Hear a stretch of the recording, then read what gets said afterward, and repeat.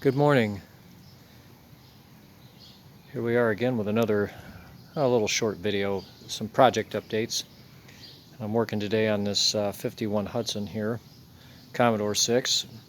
We're getting her cleaned up for a kind of a formal car show of sorts. It's put on by our local region of the Classic Car Club of America, but it's open to basically every type of car. I think model year 1980 down or earlier.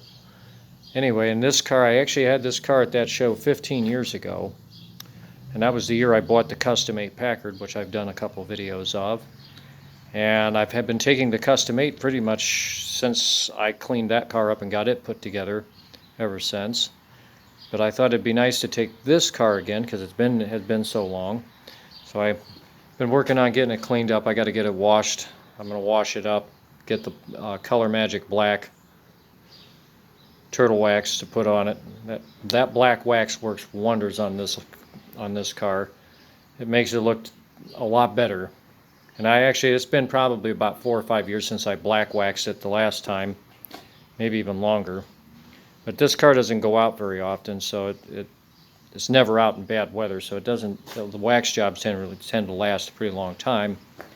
One of the things I was able to find this here about a month ago, I was out at a swap meet. Didn't expect to find a set of tires, but I was starting to look for tires because the tires that were on here were from 1968. They were Sears Allstate tires.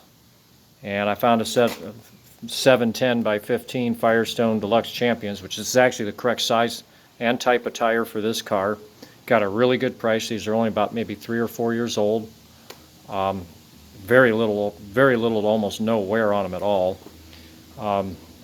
Nice white walls. They're not scuffed up too bad. A couple of them got a couple scuffs and bings in them. Not bad. Those, you always put those on the back. You can see I have the rear skirts off the car.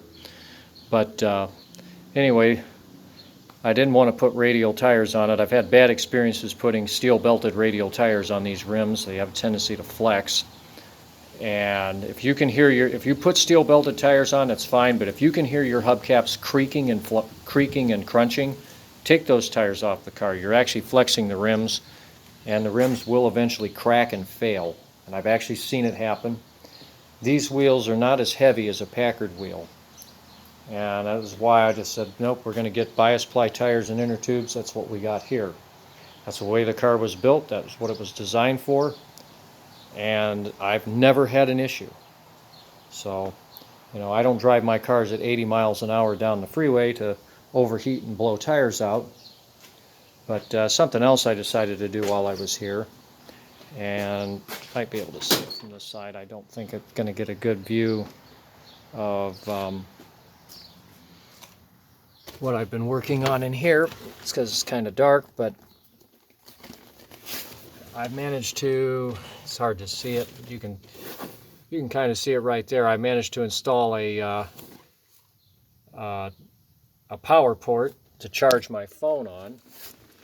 And not all phone chargers are equal, but these Duracell ones will actually get just enough voltage from your 6-volt system to power the 5-volt supply inside to power that 5-volt supply. And I'm going to put a link on how to do that. You have to have that socket isolated from ground. You have to wire it negative ground for the socket. The car is still 6-volt positive ground, and yes, it does produce enough voltage with some of those charger adapters. It will charge your phone, and it does work. And I saw this on a video to give a shout out to Paul Shinn, the Model A guy. Like I said, I'm going to put a link to that video in the description. But be warned, not all of those little adapters you plug into the lighter socket will power up enough off of the battery to actually put out the 5 volts needed to charge the phone. That particular one did, and I was lucky I had that one. And anyway, otherwise we're just cleaning up stuff under the hood. The engine's fairly clean. It don't look too bad. I'm not going to go too much into, I'm going to wipe the dust out of here and things like that, but that's about it. The engine block is about as clean as it's going to be without tearing stuff apart to repaint it. And I don't really feel like doing all that much work. That's just more work than I've already had this engine apart. A few years back we did a head gasket, timing chain, and several other things while I was in here. But anyhow, that's kind of where we're at with this. She runs good. I don't have any issues with this car on hot days. I do run the Evans waterless coolant. I converted this car over to Evans waterless coolant when I did all of the work with the head and everything. No problems with that. I do have a couple places it likes to seep. That's just the way it is. It actually has seemed to seal itself up finally. It took a while, but it did seal up. Something else I've been working on is this transmission for my 42 Lincoln Continental. And this is the transmission that was in the car. This is the one that has the problems. It has something busted in the overdrive section. I want to think the drum is what's actually, either the drum or the input shaft to the overdrive is stripped. It's my best assessment. You can turn this input shaft, you can turn it a third of a turn with that back shaft locked against something. If I hold it with a pry bar in the U-joint, you can turn this thing a third of a turn with it locked in any forward gear or reverse.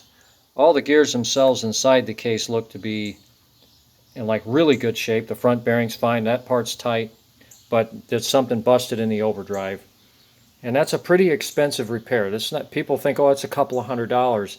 Manual transmission doesn't cost much to rebuild. And I hate to tell you, by the time I would get this said and done, I probably would be looking at a $1,800 repair bill, depending on what they had to do. You know, I'd be looking at least $600 for the overdrive to get started. And that's if we can get all the parts. I was lucky, though. This past weekend, I was shopping on eBay, or this past week, I managed to come across this transmission. A guy had put it up on eBay. This is out of a 47 Lincoln.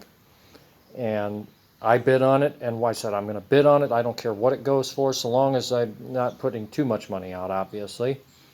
But I got this for a really fair price, and this one inside, though it's got some varnish and stuff going on in here from it sitting around a long time with old oil in it. The gears are in as good a shape as the other one. The overdrive on this one does work. I actually had this solenoid powered up. I checked all of that. I checked for the lash. There is no lash back and forth. The overdrive disconnects. That one, the overrun clutch is jammed, and I think, like I said, there's definitely something wrong. Somebody had that apart, or something caused it to get damaged. Either the solenoid stuck, we don't know, and they put the car into reverse, and it caused problems. That'll definitely damage it. Or if you take the car and pull the cable out at a high rate of speed to take it out of overdrive, you cannot do that. It'll damage the overdrive. So one of those things is a combination of that, or somebody may have tried to do a repair on it and they did something wrong. We don't know. But this transmission is going to go in the car as is. I'm going to clean it, paint it. I've already got all the grease off of it. I just used some oven cleaner and a pressure washer, and it took quick care of all the stuff that was on it. And I'm going to have to fix a few parts. I'm going to fix this. The clutch shaft is a bit on the loose side.